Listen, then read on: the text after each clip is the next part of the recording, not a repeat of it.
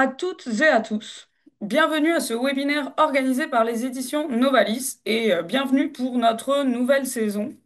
Je me présente, je m'appelle Marie Issis et je suis éditrice chez Novalis. Je suis très heureuse que vous soyez des notes pour ce webinaire intitulé L'espérance en marche, vivre le jubilé 2025. Aujourd'hui, vous aurez l'occasion d'assister à une discussion animée par Édouard Chatov, prêtre assomptionniste et auteur du livre Un pèlerin russe au XXIe siècle. Il s'entretiendra avec Alina Krishtal et Xavier Graventirol au sujet du collectif Le Petit Livre de l'Espérance. Xavier Graventirol est né et a grandi à Montréal. Cofondateur du Relais Mont-Royal, il s'est engagé avec d'autres dans une longue réflexion sur le renouvellement de la pratique chrétienne aujourd'hui. Il a étudié la philosophie et la théologie à Montréal, Paris, Boston et Lausanne. Longtemps installé en Suisse, où il a été aumônier de l'EPFL, École polytechnique fédérale de Lausanne. Il vient d'être nommé professeur à l'Université de Montréal en éthique et spiritualité. Son travail porte notamment sur l'éco-spiritualité, la théorisation du spirituel et sur les questions de résilience à l'heure des discours autour du bien-être. Originaire de l'Ukraine, Alina Krishtal a fait ses études en Pologne, à l'Institut de théologie, je suis désolée, va falloir que je le prononce mal, chez, chez- excusez-moi Alina, pourriez-vous prononcer le nom? Je veux pas le... Częstochowa. Częstochowa. Elle y a fait une maîtrise de théologie, merci beaucoup Alina, et à l'Université catholique de Lublin, où elle a fait un doctorat en théologie morale. Dans les années 2003 à 2015, elle a été professeure à l'Université catholique ukrainienne ainsi que professeure invitée à l'Institut des sciences religieuses Saint-Thomas d'Aquin à Kiev, en Ukraine. Après son immigration au Canada en 2015, elle a travaillé à l'Institut de formation théologique de Montréal en tant que registraire, conseillère académique et professeure. Depuis le mois d'août 2024, Alina fait partie de l'équipe permanente du Centre Le Pèlerin. Elle est coordinatrice de l'école Foi et Spiritualité, l'école Prière et Communion et de la chaire privée en recherche spirituelle. Comme d'habitude pour ceux qui sont nos fidèles téléspectateurs et pour nouveauté pour les autres, merci d'être là.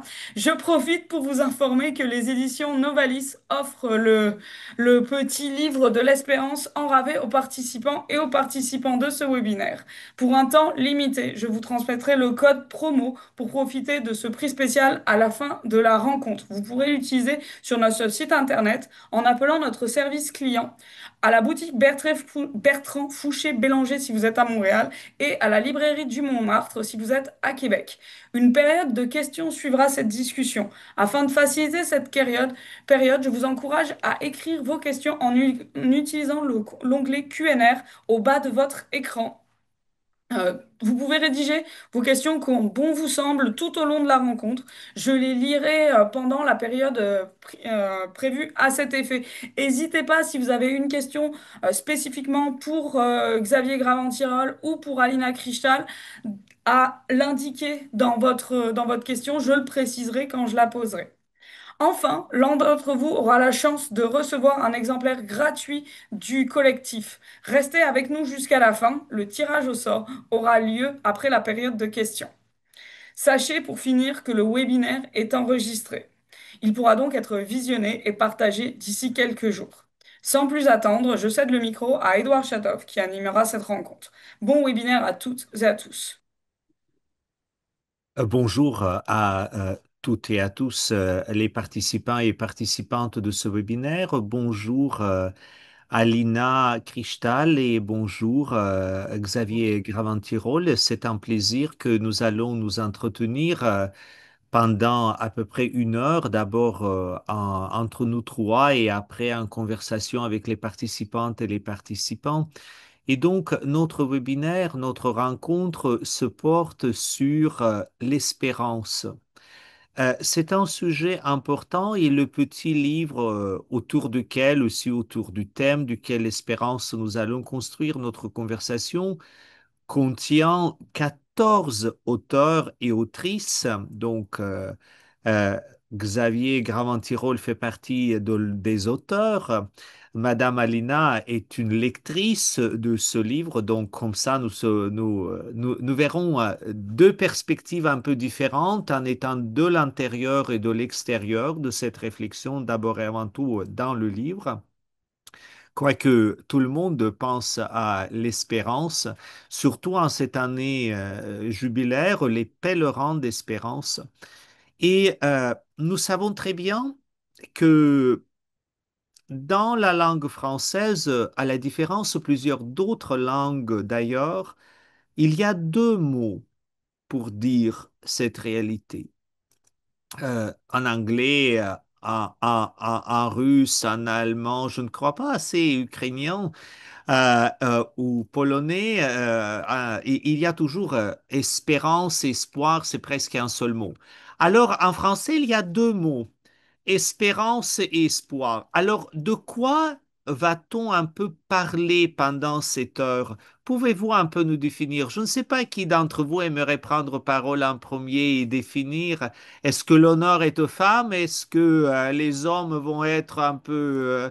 Bon, je vois bien que Xavier fait le signe qu'il invite Alina à prendre la parole. Alors, Alina, qu'est-ce que c'est que l'espérance? Y a-t-il une différence Euh, entre l'espérance et l'espoir?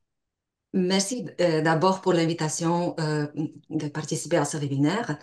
Et avant de faire la précision sur l'espoir et l'espérance, permettez-moi de partager ma première impression que je lus après avoir lu ce petit livre. Mhm, Je voulais dire que quand j'étais petite, j'aimais beaucoup déjouer avec un kaléidoscope. Vous savez, c'est un instrument optique.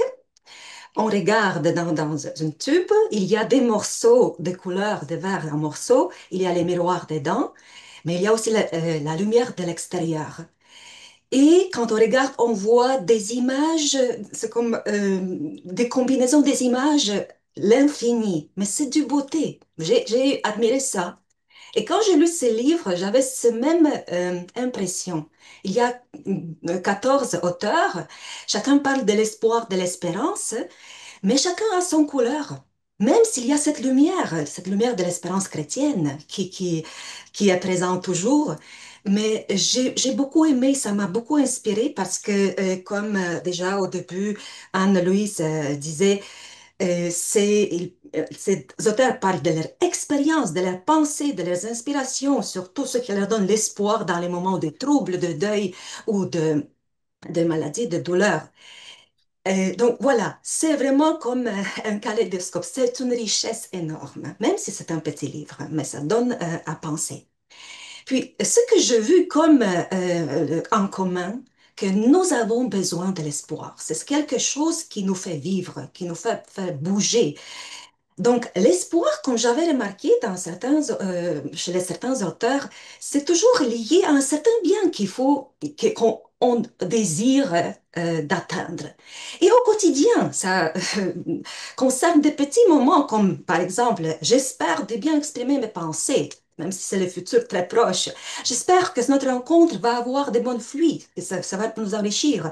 Mais j'espère au quotidien, pour mon bien-être, pour progresser dans le travail, aussi pour l'état financier et tout ça. Donc, c'est l'espoir qui porte toujours sur un bien à atteindre, le bien très concret. Quand j'ai lu chez les philosophes, j'ai vu qu'ils distinguent l'espoir comme une passion, un sentiment qui s'impose, aussi pour atteindre ses biens. C'est quelque chose qui nous aide, qui nous met en mouvement vers ses biens ou les mal à éviter ou les problèmes à résoudre. Mais c'est toujours cet espoir qui nous porte en avant. Et je pense que c'est l'espoir qui nous permet comment dire, de dépasser nos difficultés, des problèmes, toujours en regardant ses biens. Tandis que l'espérance, ce n'est pas un sentiment, ce n'est pas une passion, mais c'est quelque chose qui est plus lié à notre être comme l'être raisonnable et libre. C'est plus concerne notre niveau spirituel et c'est quelque chose qui peut être choisi. J'ai choisi un tel façon de vivre ma vie ou d'un style de vie. Donc, l'espérance, c'est plus comme un choix fondamental que la personne peut faire.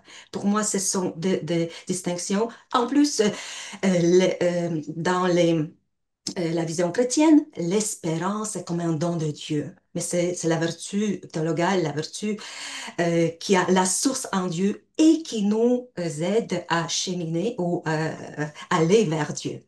Donc voilà, c'est ces différences que je vois, ces précisions, même si dans notre vie courante, on utilise souvent l'espoir ou l'espérance comme les synonymes, on ne pense pas beaucoup à ces différences. Je ne sais pas qu'est-ce que Xavier peut Merci, ajouter. merci Alina et Xavier Grandir-Tirol. Qu'est-ce que vous allez dire sur ce sujet? Merci beaucoup. Déjà, merci de nous inviter ici, de m'inviter avec vous ce matin. Je suis très heureux d'être là. Euh, et en effet, c'est important de commencer par définir les termes, en tous les cas les cadrer un peu. Donc, ce qu'a dit Alina, je partage entièrement. Peut-être que je le redirai dans mes mots, deux, trois éléments, mais c'est plus pour raisonner avec ce que vient de dire Alina que pour. Enfin, j'ai pas du tout à contredire quoi que ce soit dans ce que vient de dire Alina. Et la première chose pour moi, en effet, l'espoir, il est terrestre alors que l'espérance, elle est métaphysique.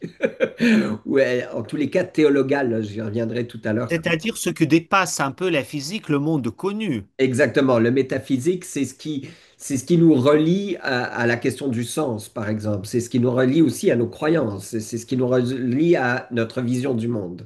Et donc, l'espoir, comme le disait bien Alina tout à l'heure, je l'ai noté, un bien à atteindre. Et donc, on espère des choses. J'espère que j'irai mieux demain, que je serai moins fatigué, ou que ma maladie sera terminée, ou que je retrouverai un emploi, ou des choses comme ça. Et donc, on est dans ce niveau terrestre. J'aime beaucoup cette expression. L'espérance, c'est quand il n'y a plus d'espoir. Et donc, on entre dans une autre dimension où, par exemple, la maladie, la personne proche de moi ou moi-même, j'ai un cancer et il n'y a plus d'espoir. Je vais plus pouvoir me remettre de ce cancer. Mais il y a quand même de l'espérance. Il y a quand même une possibilité de donner sens à ce qui viendra. C'est intéressant dans le petit ouvrage, donc le petit livre de l'espérance. Je me souviens plus du nom d'une personne qui écrivait Tout ira bien. Moi, pour moi, on peut toujours dire que tout ira bien. Alors que Václav Havel, dans le dernier texte, je suis content que ce texte de Václav Havel ait été cité, parce qu'il dit, c'est pas que tout ira bien, c'est que tout a un sens. Et donc, c'est donner sens. Par l'espérance, on donne sens. Et peut-être la dernière chose que j'aimerais dire sur cette question donc de l'espérance comme vertu théologale, si on pense, donc je rappelle pour nos auditeurs et auditrices, les trois vertus théologales, l'amour, la foi et l'espérance. L'amour et la foi, on voit assez bien ce que c'est. Et dans l'amour et la foi, il y a un dynamisme. Il y a une mise en route. J'apprends à aimer, j'apprends à me laisser aimer. Je suis appelé à aimer mes frères, mes sœurs, Dieu, le monde, les êtres vivants.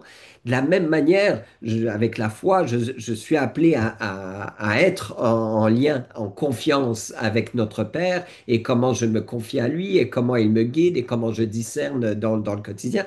L'espérance, elle devrait être de ce même ordre, c'est-à-dire de manière dynamique, comment je m'inscris dans dans cette énergie de Dieu qui me porte pour surmonter toutes les difficultés que je rencontre au quotidien ou de manière plus large dans ma vie, dans ma condition humaine. L'espérance, finalement, j'aime beaucoup, enfin, c'est une nouvelle idée que justement, que Václav Havel, maintenant je me souviens plus, je regarderai tout à l'heure l'expression qu'il utilisait, mais c'est une question, c'est en rapport à l'esprit, c'est en rapport à l'énergie. Et donc, l'espérance me donne une énergie de vivre.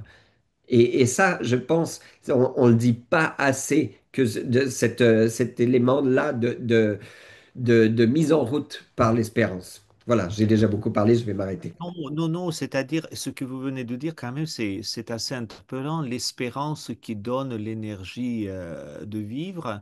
Alina vient de nous partager sa réaction quand elle s'est plongée dans l'échange des auteurs dans le petit livre d'Espérance. Elle nous a dit que c'est le jeu de la lumière dans le kaléidoscope des auteurs qui provoque la beauté. On espère aussi la vérité et la bonté parce que ces trois choses vont ensemble. Mais vous, Xavier Graventirol, qu'est-ce qui vous a interpellé pour participer à un tel projet? Pourquoi pensiez-vous que, voilà, moi, Xavier Graventirol, c'est important que j'embarque et c'est important que je partage? Quels sont les enjeux dans la société d'aujourd'hui d'une telle réflexion sur l'espérance? Merci pour la question. Euh, Avant d'être nommé professeur ici à l'Université de Montréal, comme l'a évoqué Marie tout à l'heure, j'étais aumônier à l'École polytechnique fédérale de Lausanne. Et là, c'était au tournant 2015-2023, en fait, que j'étais aumônier. Et 2015, 16, 17, la question écologique est devenue encore plus importante. Elle est importante depuis 50 ans, depuis Stockholm en 1972. Mais, mais on se rend compte depuis une dizaine d'années, et puis Laudato aussi dans le Giron catholique en 2015 aussi, qu'il y a une urgence au niveau écologique aujourd'hui. Et cette urgence, elle semble pas être entendue de la part de nos dirigeants politiques et pas forcément non plus de la part de nos concitoyens, concitoyennes par moment. On voit ici au Canada les feux de forêt, la poussière, enfin à quel point on respirait mal avec ces feux de forêt. On voit les ouragans chez nos voisins du Sud, on voit les inondations, on voit plein de choses. Et pourtant, il y a une sorte d'inertie qui abîme notre espérance. Et donc, les étudiants que j'ai pu accompagner, étudiants et étudiantes, étaient pour moi, enfin, je les voyais souvent désemparés. Mais à quoi bon continuer? D'abord, à quoi bon s'engager? Et puis ensuite, comment je peux encore espérer? L'expression que j'aime bien utiliser, c'est comment rester debout dans ces turbulences. Et comment non seulement rester debout, c'est déjà difficile aujourd'hui parfois, mais comment avancer à contre-courant, comment lutter et au nom de quoi, quand peut-être je peux perdre espoir mais pas espérance, ou je peux perdre les deux, ou qu'est-ce qu'il y a? Moi, j'ai rencontré des jeunes, vous le savez aussi, qui veulent plus faire d'enfants, qui veulent plus, qui voient juste que tout va s'effondrer et qui n'ont plus envie de faire quoi que ce soit pour que ça change. Et donc, le thème de l'espérance à ce niveau-là, et c'est ce que j'essaye un peu d'évoquer dans notre ouvrage, est fondamental pour mettre en route. Et maintenant, Edouard, si vous me posez la question, quels sont les ingrédients pour mettre en route, je pourrais avancer, mais peut-être qu'on y arrive tout à l'heure. On arrivait tout à l'heure, juste avant, Voilà. quels sont les ingrédients et j'aimerais bien revenir un peu vers Alina et dire, Alina, et vous, en lisant, disons, cette réflexion à travers les différentes auteurs et autrices, leur point de vue, est-ce qu'il y a les défis particuliers? Par exemple, Xavier Graventirol, il dit, voilà, il y a le défi écologique. Mais est-ce que vous, en lisant, est-ce que vous avez repéré d'autres défis? Pourquoi notre société a tellement besoin de cette réflexion et aussi d'une construction de l'espérance? Et à partir de cela, on pourrait aller vers ce que Xavier vient de nommer tout à l'heure et avancer un peu plus. Oui, vous savez, on lit le livre, mais on est toujours lié à notre propre expérience. Et peut-être parce que actuellement, il y a une de mes proches personnes qui souffre du cancer ou mon peuple souffre de la guerre. Donc, c'est toujours la question, comment avoir l'espérance dans les situations vraiment difficiles, comme une maladie grave, des difficultés, des crises. Et vous savez, j'ai trouvé beaucoup d'inspiration dans l'article de Catherine Mulroney qui disait, dans l'article Le meilleur est encore à venir, elle parlait que notre espoir peut parfois sembler naïf et enfantine. C'est vrai, quand on voit tous les problèmes du monde, ou même nos propres problèmes qui nous voyons vraiment comme très grands, l'espoir semble naïf et comme une illusion. Mais elle dit, une espérance mûre est une forme de prière, une reconnaissance de notre propre fragilité, de notre vulnérabilité même. Espérer, c'est reconnaître que les choses ne sont pas toujours telles que nous souhaitons. Et lorsque cette espérance est mise en nu, elle devient un désir d'être rassuré que notre capacité à faire face à tout ce qui se présente à nous. Voilà, faire face à tout, avoir la force de faire face à ce défi. Donc pour moi, je vois que dans les moments difficiles, les moments de maladie, nous voyons nos limites. Nous sommes un peu désorientés, nous sommes découragés ou déçus. Tous nos espoirs sont déçus. C'est là où l'espérance vient à nous éclairer. J'aime beaucoup l'expression que l'espérance donne la vision. C'est comme regarder tout avec cette vision de l'espérance et percevoir que la vie ne se termine pas avec la mort, que ces difficultés, je peux traverser avec l'aide de la grâce. Parce que cet auteur, Catherine, a dit, l'espérance va donc de pair avec la grâce. Et c'est ça l'espérance chrétienne. Et c'est ça qui me aide à retrouver l'essence de la vie et de continuer. Donc, ça me donne la force, l'appui. J'ai beaucoup aimé ce que dans son bulle, Pape François disait, l'espérance comme l'encre, ce qui donne la stabilité et la sécurité. Voilà, la stabilité et la sécurité dans les moments difficiles. Mais en même temps, c'est une lumière. C'est une lumière qui me fait voir autrement, de ne pas s'effondrer dans le désespoir, mais voir différemment parce que je vois cette lumière un peu plus loin, comme l'essence de la vie en général. Et c'est Dieu qui me révèle ce sens. Donc, cette confiance aussi en Dieu et orientation vers ses buts. Et en parlant de la lumière, je pense que c'est comme dans disons, la nuit dans laquelle on plonge à cause de problèmes, on voit cette phare de lumière qui nous montre la route. Et ça aide à comme passer, aller vers l'avant. Pour moi, c'est ça l'espérance. C'est l'espérance qui me déboue et qui aide à avancer malgré des difficultés. En fait, Alina, vous dites que l'espérance, elle est aussi tellement interpellante pour nous parce qu'elle nous permet tout simplement de se ressaisir comme un être vivant et être pleinement vivant, au moins essayer marcher sur ce chemin de cette vie à travers ou au-delà des difficultés, alors voilà, on va avancer vers la réflexion. Et comment on fait cela? Donc, comment on construit ou comment on vit l'espérance? Quels sont les ingrédients de l'espérance? Dans le livre, il y a une petite contribution qui s'appelle Construire l'espérance sous le point d'interrogation. Xavier Cravantirol vient de dire il y a des éléments. Alors, dites-moi, construire l'espérance ou vivre de l'espérance, c'est construire un bâtiment, faire de la cuisine, c'est faire l'entraînement.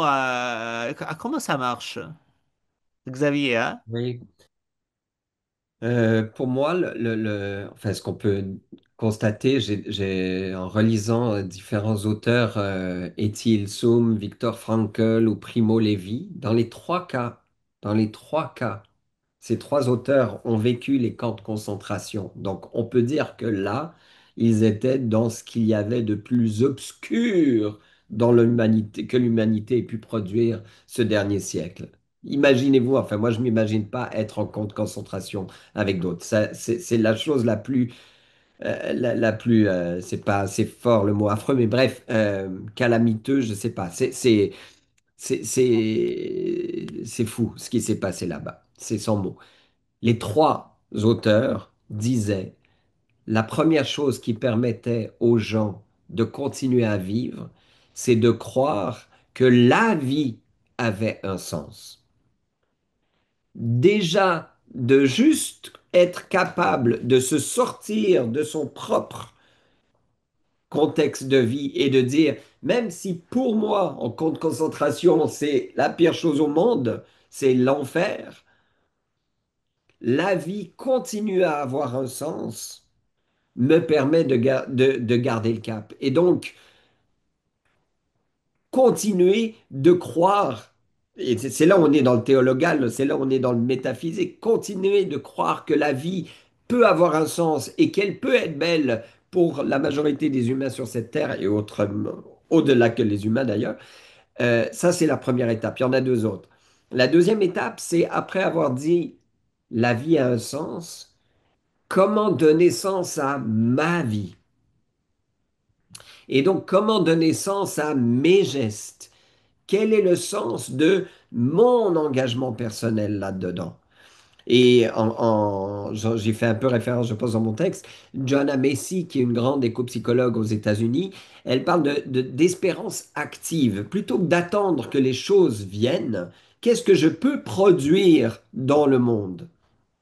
Et donc, vraiment, de m'engager, même si la bataille est perdue, même si les choses n'iront pas forcément mieux, comment je reste en adéquation avec mon être, en cohérence, et j'avance pour donner sens à ma vie.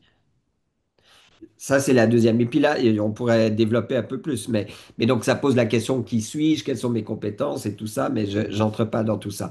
Et le troisième élément, c'est d'être capable, du coup, de regarder au-delà de notre mort et d'être capable de dire la fameuse expression plutôt mourir que.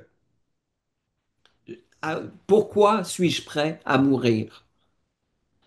Et typiquement, j'aime beaucoup cet exemple d'un père de trois enfants en Suisse qui, lui, a voulu faire une grève de la faim. Et tenez-vous bien, il a tenu 39 ou 40 jours devant le Parlement fédéral de Lausanne. Donc, c'est possible de jeûner 40 jours comme un certain Jésus au désert il y a 2000 ans.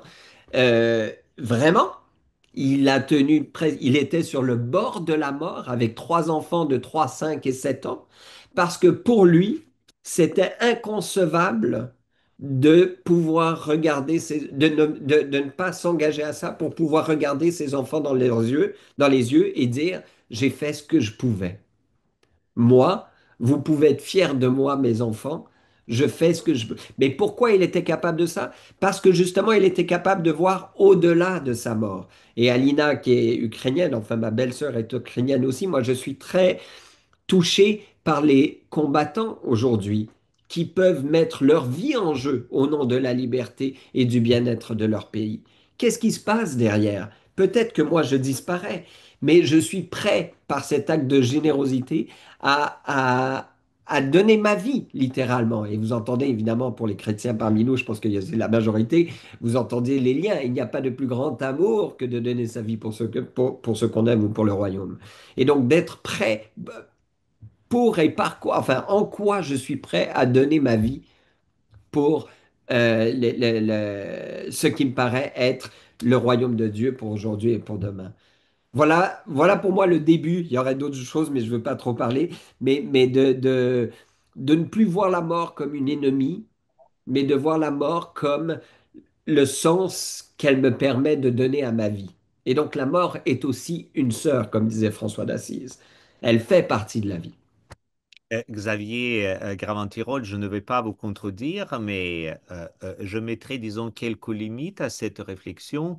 Je pense que c'est relativement facile ou plus facile parler de la mort quand on vit dans une société stable, paisible, où le système médical plus ou moins nous accompagne et la solidarité sociétale peut aussi nous aider. Donc là, on peut dire, maintenant j'aimerais bien me tourner vers Alina et dire, Alina, comment ce que Xavier Graventirol vient de dire résonne en vous? Mais aussi parce que il y a des situations que même Xavier vient d'évoquer où la vie n'est pas stable, n'est pas sauve, n'est pas assuré. comment ce qu'il vient de dire avec ces trois étapes de construction d'espérance résonne en vous? Moi, je relèverai les points de relation Mhm, parce que nourrir l'espérance ou la mhm, construire, c'est beaucoup plus facile quand on vit avec les autres, en communion avec les autres. Et déjà, quand j'ai parlé de l'importance de l'espérance dans les moments difficiles, c'est souvent les autres qui nous aident à retrouver cette espérance. Donc pour moi, voilà ce qui était aussi dans l'article de Pierrot Lambert. Il disait l'expérience d'un amour profond dans les rapports interhumains comme les niveaux de ressourcement. Ça me touche profondément parce que je vois qu'il y a là les points très importants. Euh, dans les moments difficiles, c'est les autres qui viennent nous encourager, nous soutenir, je sais pas, nous parfois porter dans leurs prières. Mais nous, à notre tour, nous pouvons aussi être à côté de ceux qui souffrent. Donc, pour moi, ces liens interrelationnels sont vraiment très importants dans la construction de l'espérance. Euh, Puis, au niveau humain, même dans la société, même où vous avez mentionné qu'ici au Canada, on est beaucoup plus assuré, mais n'importe où, c'est très important d'être mhm. entre les gens qui peuvent t'aider ou aussi donner cette aide aux autres. Mais au niveau aussi de la foi, notre lien, notre communion dans l'Église, c'est aussi important. J'ai beaucoup aimé ce que le pape François, dans son document pour l'année jubilaire, il disait, chaque baptisé devrait déborder d'espérance pour que cette espérance soit contagieuse pour les autres, hein. Donc, retrouver dans notre baptême même comme la source de l'espérance. Donc voilà, ce point relationnel qui j'ai, pour moi, est très important. J'ai une petite question à vous poser à tous les deux en vous écoutant. euh, euh, Soudainement aussi parce que dans la tradition byzantine, l'espérance, ce n'est pas juste un concept, elle était comme incarnée. C'est une fille de la sagesse, donc il y a Sainte Sophie, la sagesse, et la trois filles, foi, espérance et charité, et on les mentionne toujours dans cet ordre, foi, espérance et charité. Est-ce que je peux vous dire, et ça, en vous écoutant, ça me vient, est-ce que l'incarnation de l'espérance, ce que vous aviez vous dites métaphysique, ce que vous dites relationnel, Alina, est-ce que l'incarnation de l'espérance dans la vie quotidienne, c'est retrouver, rebâtir, encourager la confiance en Dieu, en soi, dans les autres? Comment vous voyez cette relation entre l'espérance et la confiance au quotidien? Hmm. Est-ce que c'est vrai? Est-ce que je me trompe? Ou quels sont les défis sur ce chemin? Alors, je vois Xavier réagit. Xavier réagit, hein? Ouais, ouais, mais j'attendais si Alina voulait Et réagir. Alina, voulez-vous réagir un peu? Allez-y, vous savez. Euh, non, c'était sur mon chemin de foi, quand j'étais plus jeune, je me souviens que j'étais très frustré avec ces trois vertus théologales, parce que justement, cette troisième, l'espérance, pour moi, mais en fait, c'est de la foi. Parce que, Édouard, comme tu le dis, la question de, de la confiance, étymologiquement, la confiance, c'est la foi. Oui, oui, oui, tout à fait. Et donc, je me suis toujours demandé, mais pourquoi on a eu besoin d'ajouter l'espérance? Est-ce qu'on ne Mhm. pouvait pas juste rester à foi et charité, foi et amour? Ça Oui. suffit. Et dans la foi, Mhm. il y a cette notion d'espérance. Et Mhm. donc, ça m'a toujours intrigué d'avoir ce troisième, la petite fille espérance, comme disait Charles Péguy. Non, Claudel, je me souviens, je pense que c'est Claudel qui disait Mhm. la petite fille. Et en fait, c'est quand même une petite fille, ça se distingue précisément parce que elle nous met en route, comme on disait tout à l'heure, et elle nous énergise, mais elle dépend l'espérance de la foi, clairement. Et elle s'oriente vers l'amour puisque c'est notre vocation d'aimer. Mhm. Et donc, je dirais que l'espérance, c'est un peu ce qui fait le pont entre la foi et la charité. Des fois, on oppose les deux, on le voit dans certains débats théologiques. Est-ce que c'est plus important, ben voilà, depuis Luther, les actes, agir, ou est-ce que c'est plus important de croire en Dieu et puis patati patata? Mais en fait, il y a constamment un aller-retour, et cet aller-retour, il est incarné par la question de l'espérance. Euh, Et vous, Lina, comment vous... oui, pour Et moi, les trois sont. oui, allez-y, mais non, pardon. Alors, je finis juste si, si vous me permettez. L'espérance, il y a un gros mot qu'on utilise en théologie, c'est l'eschatologie. L'eschatologie, c'est la question des fins dernières. Eschaton, c'est la fin. Et en eschatologie, aujourd'hui, avec Moltmann, enfin bref, on parle beaucoup de ce déjà-là et de ce pas encore. Il y a Mhm. déjà quelque chose du royaume de Dieu qui est ici sur terre, et il y a quelque chose qui n'est pas encore ici de ce royaume ou de ce règne de Dieu sur terre. Et donc, nous sommes, pour reprendre les termes de Maurice Zadel, les co-créateurs de Dieu dans cette construction du royaume du règne de Dieu sur terre. Et cette co-construction se fait donc voilà, par la foi, la charité, mais par l'espérance, parce que nous sommes dans cette attente active, donc dans cette construction du règne de Dieu ici. Voilà. Pardon, Alina. Non, je voulais juste te dire que pour moi, les trois se tiennent ensemble. Ce sont comme l'un inspire l'autre. C'est par la foi, espérance et charité qu'on participe déjà à la vie de Dieu maintenant, dans notre existence, c'est maintenant. Et j'ai beaucoup aimé une citation, si vous permettez, je vais le lire. L'espérance est la vertu sans laquelle nul autre ne saurait tenir. Sans elle, la foi risque de perdre cœur et la charité de baisser les bras. Mhm. Pour moi, c'est l'essentiel. Donc, les trois tiennent ensemble. C'est intéressant ce que vous dites aussi. C'est quand même important de dire que ces citations viennent de ce petit livre d'espérance. Donc, une raison de lire ce petit livre pour se nourrir de ces petits plats ou des grands plats, tout dépend de notre appétit aussi, de nos capacités hein, d'accueillir. Euh, mais j'ai une question à vous poser maintenant. Là, on a discuté un peu, disons généralement.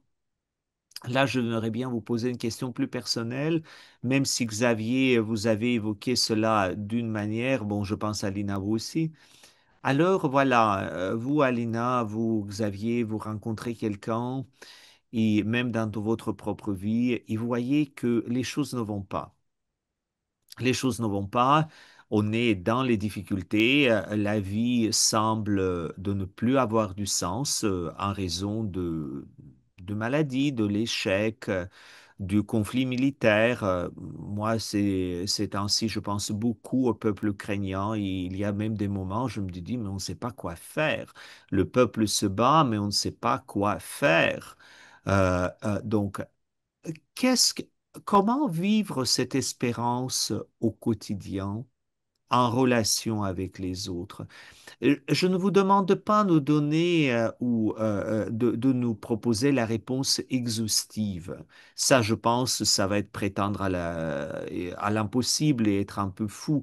Mais pouvez-vous nous dire comment on peut s'approcher et vivre cette expérience de l'espérance au quotidien et, j'ose dire, dès maintenant?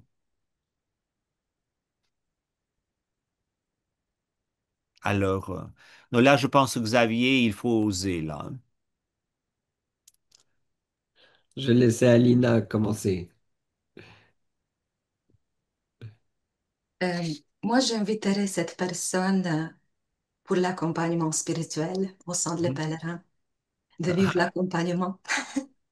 Donc, vous allez dire que c'est la relation, il faut urgemment entrer dans une relation approfondie, si je vous entends bien. Oh oui, ben, parce que c'est souvent dans ces moments quand la personne besoin d'être rassuré, qu'il y a quelqu'un qui l'accompagne. D'abord, c'est le Christ qui nous accompagne, c'est Dieu qui nous accompagne toujours.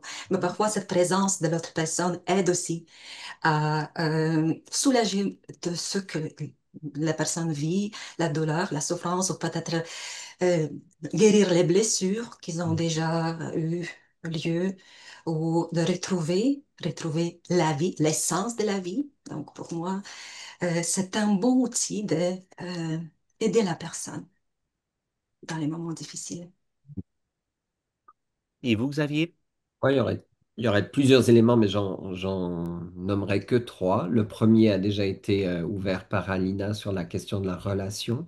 Nous sommes des êtres de relation et dans toute souffrance, elle est toujours euh, plus aiguë, plus grave quand on la vit seule. Et elle est toujours amoindrie quand on est avec quelqu'un, avec ses proches, mais avec un accompagnement spirituel, avec le Christ dans la prière, avec l'Esprit Saint, avec Dieu notre Père, enfin ce Dieu trinitaire, de ne pas rester seul. Nous sommes des êtres de relation et en effet, ce que dit Alina est très très important. La relation fait partie enfin, du cycle de la dynamique de l'espérance. Voilà, on est fait pour être en relation et cette relation implique et augmente notre espérance. Deuxième chose, j'aime beaucoup la notion de ne pas abandonner, même si c'est pour perdre. Mais à partir du moment où j'abandonne, bien sûr que j'ai perdu. Si j'essaye pas, si je persévère pas, ben il n'y a aucun moyen que je gagne, quoi que ce soit. Et donc, la persévérance est Mhm. essentielle. Et si je, voilà, si je me débat à ne pas savoir, là, enfin, si je me perds, là, ça ne fonctionnera pas. Mais si je suis prêt à encore essayer et encore essayer et encore essayer, voilà, ne pas laisser l'échec et chaque échec, si on appelle ça un échec, est un apprentissage. Mais voilà, l'abandon, pour moi, est aussi, est aussi néfaste. Et donc, voilà, toujours persévérer. Le troisième, on est beaucoup dans le faire. Enfin, non, heureusement, avec la relation, on est quand même dans l'être.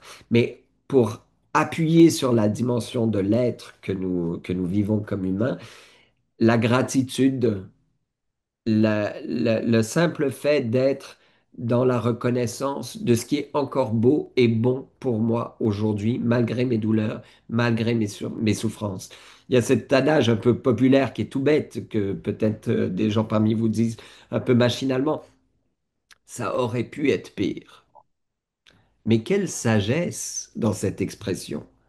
Ça aurait pu être pire. T'es pas mort.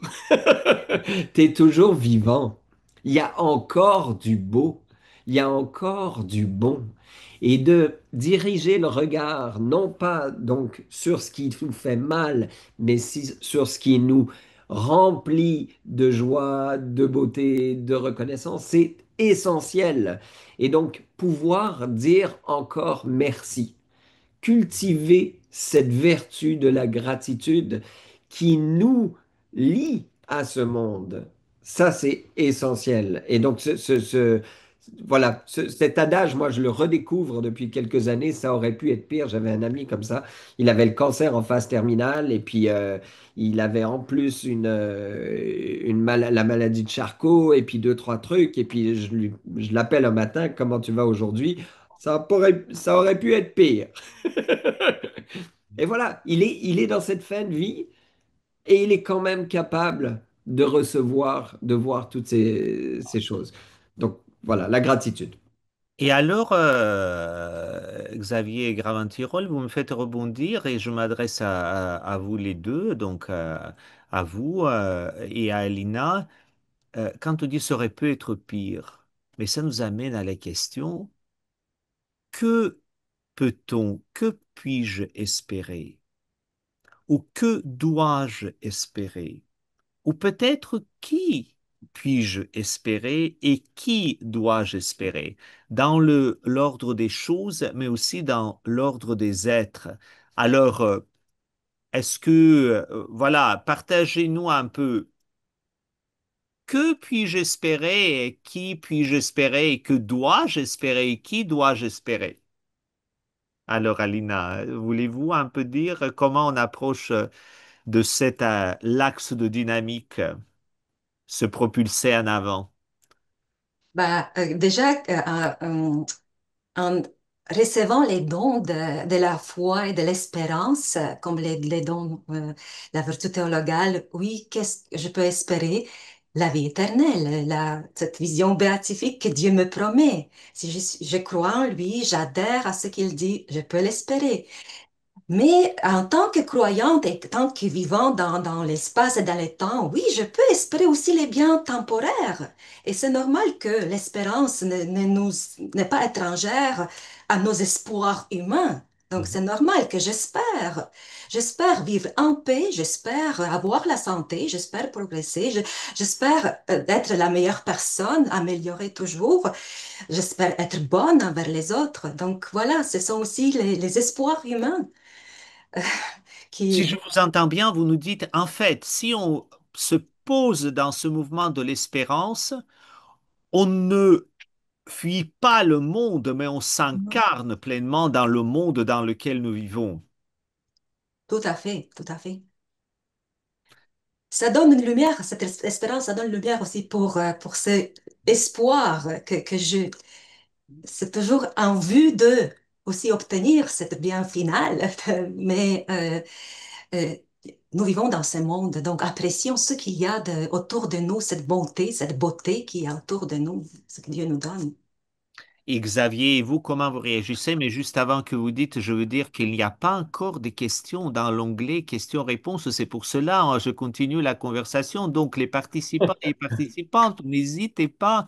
Il nous reste pas beaucoup de temps si vous voulez que nos invités répondent à vos questions. Voilà. Alors, Xavier, qui puis-je espérer? Qui dois-je espérer? Que puis-je espérer? Et que dois-je espérer? Alors oui, si on pose la question que ou quoi, on est dans les objets et je pense qu'on n'est pas dans l'espérance. Mhm. Et on est dans les espoirs, mais on n'est Oui, pas d'accord. dans l'espérance dont on parlait. Le qui nous met déjà en relation, en effet. Et de qui j'ai soif? De Dieu. Mais de qui j'ai soif vraiment fondamentalement? De cette communion à Dieu. Et qu'est-ce qu'elle m'apporte, cette communion?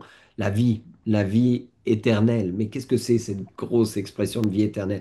Moi, je préfère dire la vie en plénitude ou la vie en abondance.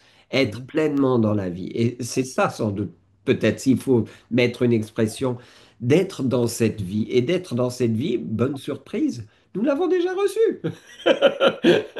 Nous l'avons déjà reçu, mais d'une certaine manière, on fait obstacle ou on est encombré de plein de choses en nous qui ne nous permet pas de la recevoir dans la démesure dont nous parlent les évangiles. Et donc, je pense que notre travail, là encore, c'est comme moi je suis très nourri par Maurice Zindel, c'est de nous désencombrer, de nous ouvrir à cet amour et tout ce qu'il y a en moi de peur, de résistance, d'égoïsme, je dois le travailler pour ouvrir les canaux, pour recevoir encore plus cette vie en abondance qui nous est non seulement promise, mais déjà donnée. Et donc, vous voyez là encore ce déjà-là, pas encore eschatologique dont je vous parlais tout à l'heure. Alors, je vous remercie beaucoup à Alina Cristal et Xavier Graventirol pour notre Je peux juste dire, conversation. Oui, pardon Edouard, mais je vois la première question. Comment exactement. Et c'est là qu'on va donc, poser aux c'est questions. c'est un Alors, peu ça que je voilà, viens on va d'essayer maintenant. d'expliquer. Je vous remercie pour notre conversation à trois et nous allons maintenant revenir et Marie va nous guider à travers des questions des participants et participantes. Comme Xavier et le Père Édouard viennent de dire, on a déjà des questions et on a des questions qui rentrent. On en a trois pour le moment. La première nous vient d'un spectateur qui demande comment devenir une personne d'espérance. Et donc pour moi, voilà, c'est de rester dans ce flux de la vie et de pouvoir, peut-être la chose qui n'a pas encore été dite et que j'aime beaucoup, c'est célébrer. Parce que la gratitude, c'était un peu la fin de mon texte d'ailleurs dans ce merveilleux ouvrage qu'on vous encourage. À lire, oui. À lire et à découvrir. Je me souviens plus de comment mais de comment je finissais avec exactement les mots dans la dernière phrase, mais espérer, c'est célébrer la vie. Quand je disais la goûter, la recevoir en abondance, c'est aussi pouvoir en faire sa louange et remercier Dieu à travers ça. Xavier Graventirol, ce que vous écrivez, espérer, c'est parfois simplement célébrer le vivant. Voilà. C'est beau. Alina, voulez-vous dire quelque chose ou Ben, moi, je il y a une dirais autre que question, oui. comment devenir, c'est les Oui. choix. C'est les choix fondamentaux à faire ici. Puis, ça, comment dire, influence tous nos actes. Puis, plus on répète les actes de l'espoir, plus on fortifie l'espoir et l'espérance en nous. Donc, c'est les choix à faire. Merci.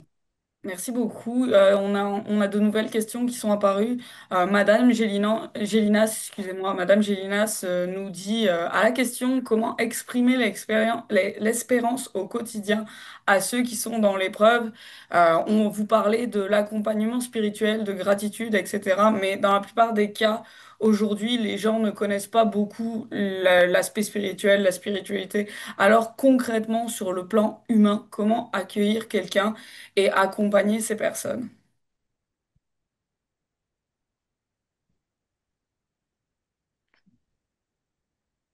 Alors, qui parmi vous va prendre le premier la parole? Moi, peut-être pour avoir été aumônier, j'ai accompagné des gens qui n'avaient pas justement cette dimension spirituel, mais qu'est-ce qu'on met sous le mot spirituel? Ils ne s'inscrivent peut-être pas, certaines personnes, dans la tradition chrétienne, mais c'est pas pour autant qu'il n'y a pas une vie spirituelle, une vie d'intériorité en elle.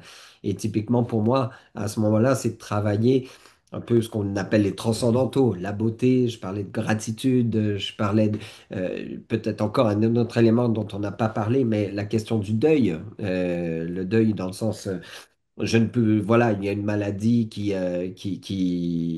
empire, qui me handicape dans ma vie. Quel deuil je suis amené à faire? Il y a des, oui, des transcendantaux, ou on pourrait dire des existentiaux qui sont assez importants et sur lesquels on peut s'appuyer. Donc, qui sont un peu transversaux à toutes les traditions spirituelles. La question donc de la beauté, du deuil ou la question de mon identité, qu'est-ce que ma mission dans la vie, qu'est-ce que je viens faire, ou la question, qu'est-ce qu'on pourrait ajouter, enfin j'en avais peut-être une ou deux autres, mais voilà, de revenir à ces éléments-là fondamentaux de notre condition humaine et de pouvoir derrière travailler le sens. Merci, Alina. Mais je consentis complètement avec Xavier et je voulais Hein? juste ajouter que le Centre Les Pèlerins accompagne aussi les personnes qui ne sont pas croyantes, mais il aide à retrouver la vie dans cette personne, dans les relations, puis de guérir les blessures et mettre des bouts lettres juste pour qu'ils soient intégré comme l'être vraiment avec son corps, avec le psyché, avec les cœurs.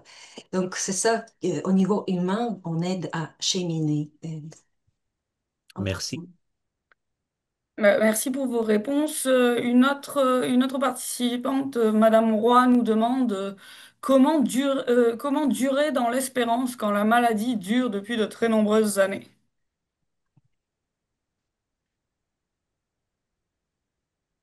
Peut-être c'est les questions, Xavier, Xavier Graventirol, vous pourriez commencer parce que vous avez parlé de persévérance. Et voilà, j'allais revenir sur cette notion de persévérance, de ne pas abandonner, mais donc aussi, là, j'évoquais la notion de deuil, de voir que des fois, malheureusement, je dois reconnaître la défaite, mais c'est pas une défaite absolue, c'est sur une bataille, deux batailles, ok?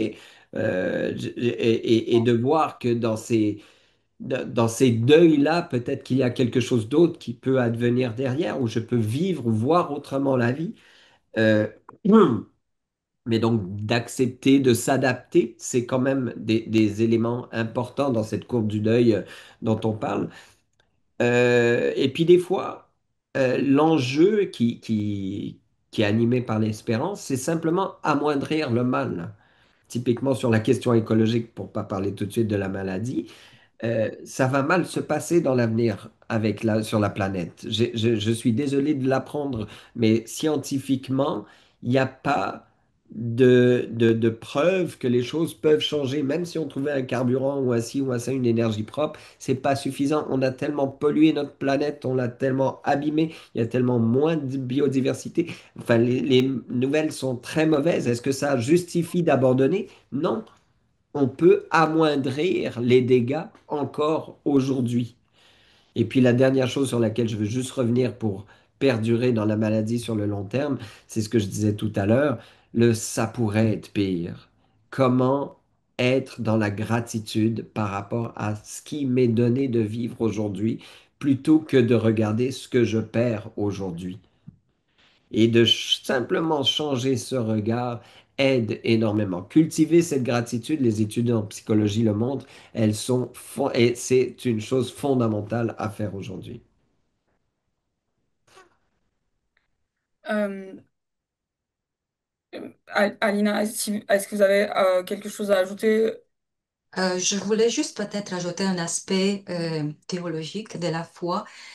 J'ai rencontré les personnes qui disaient que ma foi est dans ces moments et surtout euh, le Christ qui a souffert et adhérer à Christ qui souffre dans mon corps, ça aide aussi de supporter ses souffrances. Merci beaucoup. Marie, je ne sais pas, mais notre temps touche à sa fin ou tu Il veux nous reste encore poser une une question? question. Il D'accord. reste une question. Comme il en reste qu'une, je pense qu'on peut déborder un tout petit peu pour la poser. Madame Martel vous remercie déjà pour cette discussion et elle demande, pourrait-on un peu envisager l'espoir comme ayant des racines terrestres et l'espérance avec des racines célestes? Je vois que vous, Alina, vous faites le signe. C'est cela, non? Quand j'ai réfléchi sur la question, je pensais que vraiment il y a la source dans notre nature humaine, oui, l'espoir, mais il y a aussi la source divine de l'espérance. Et vous, Xavier Graventirol? Oh, c'est une belle image. Après, est-ce qu'on dirait plutôt les branches célestes pour rester Ou dans cette peut-être comme une analogie? émission française, Les racines et les ailes. Les racines et les Ouh. ailes, exactement. Et sinon, de voir un peu à l'inverse, enfin voilà, peut-être l'espoir peut aussi être céleste et puis l'espérance terrestre, Ouais. parce que Dieu s'est incarné. Mais bref, ces analogies sont toujours riches et puis on peut toujours les multiplier pour donner un autre sens à ce qui vient. Avant que Marie tire ce webinaire à sa fin, j'aimerais bien encore au nom de toutes les participants et participantes, de ma part personnelle, vous remercier pour cette conversation. Dans le livre, le petit livre d'espérance, il y a un chapitre qui s'intitule Écrire le récit de notre espérance. Je pense, vous avez présenté un récit, certes partiel, mais très enrichissant de votre espérance personnelle, mais aussi ce que vous avez aperçu. Et je pense que vous nous invitez toutes et tous, les participants et participantes, aussi de regarder notre récit de l'espérance pour un peu avancer dans la vie. Un grand merci pour cette conversation qui était vraiment très stimulante au point de vue et intellectuel et au point de vue spirituel. Un grand merci, Alina. Un grand merci, Xavier. Ouais, Beaucoup. malheureusement, comme le dit le Père Chatoff, notre séance tire à sa fin.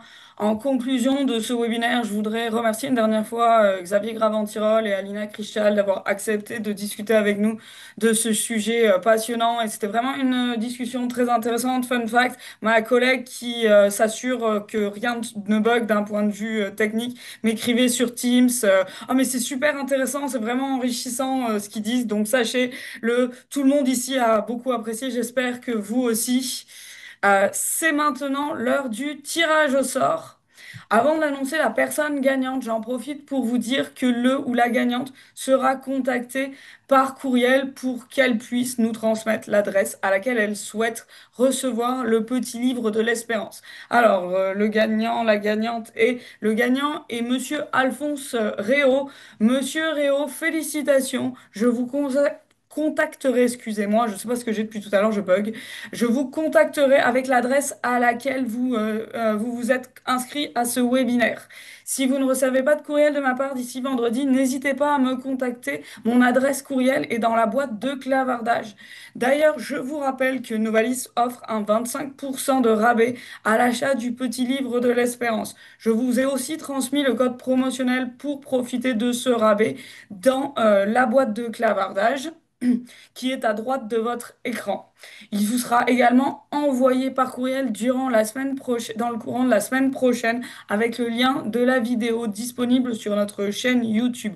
Vous avez jusqu'au 15 octobre inclusivement pour profiter de la promotion sur le petit livre de l'espérance. Je vous ai aussi mis le numéro de notre service à la clientèle si vous voulez le commander en leur téléphonant.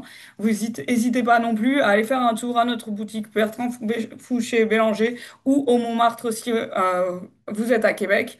Vous pourrez utiliser votre rabais là-bas. Finalement, merci à vous tous, les participants et les participantes qui nous restez fidèles d'une saison sur l'autre. Je suis toujours contente de vous retrouver. J'espère que vous avez apprécié ce webinaire et que vous allez continuer à nous suivre pour cette saison qui commence. Au nom de toute l'équipe Novalis, merci encore et bonne fin de journée à vous.